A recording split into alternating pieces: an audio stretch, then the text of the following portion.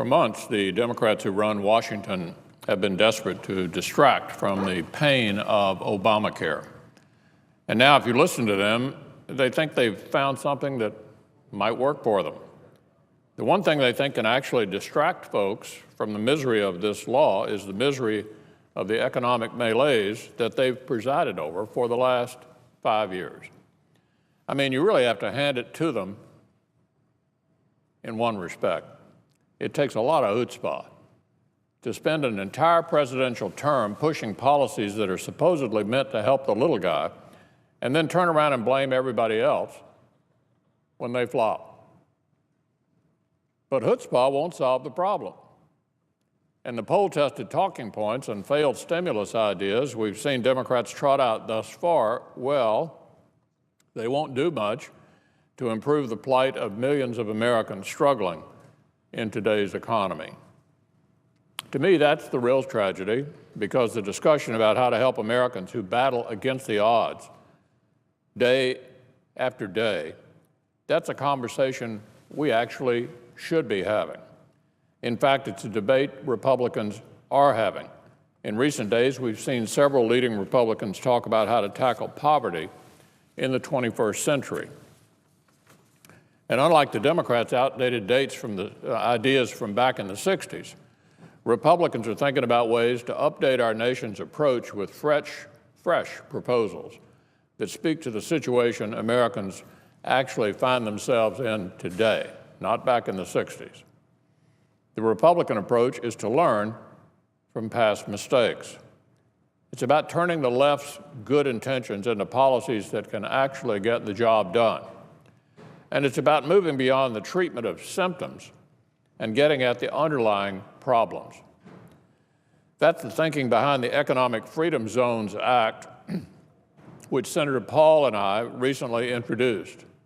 It aims to shine a light into some of the most impoverished corners of our country, to raise up cities and families who've been left behind and sometimes literally crushed by the outdated ideas from the 60s. And to actually do that in a way that lasts. With this legislation, some of the most disadvantaged areas of our country would acquire the ability to apply for economic freedom zone status that would help lift the burden of some of the poorest families in our country. Small business owners would see fewer government regulations, enabling them to create jobs and drive prosperity. Entrepreneurs would see punitive tax barriers peel back, allowing them to lead a recovery with new ideas and new energy.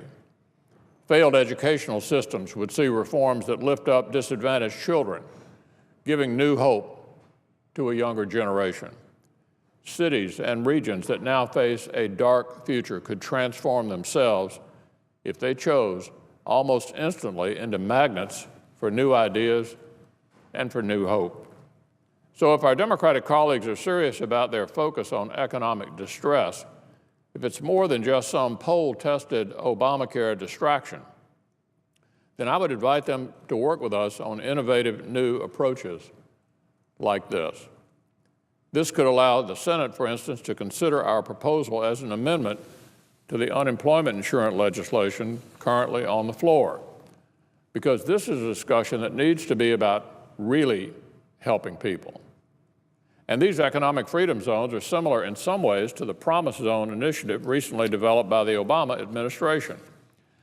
I was pleased to hear that 8 counties in eastern Kentucky will soon receive Promise Zone designation.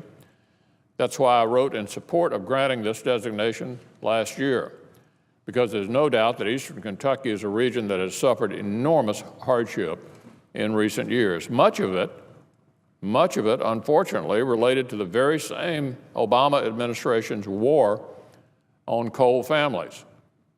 But the Promise Zone designation is a step in the right direction nonetheless.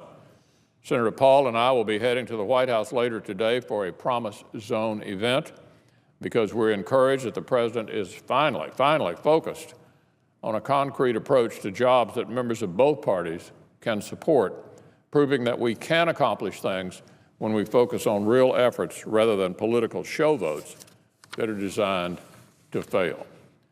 And promise zones are something we could build on with far, far more comprehensive approaches like Senator Paul's economic freedom zones that would reach even more communities in need of revitalization.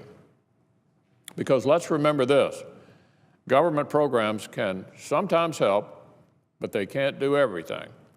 And in the 1960s mindset about how to fight poverty, it needs to change to fit the realities of the 21st century.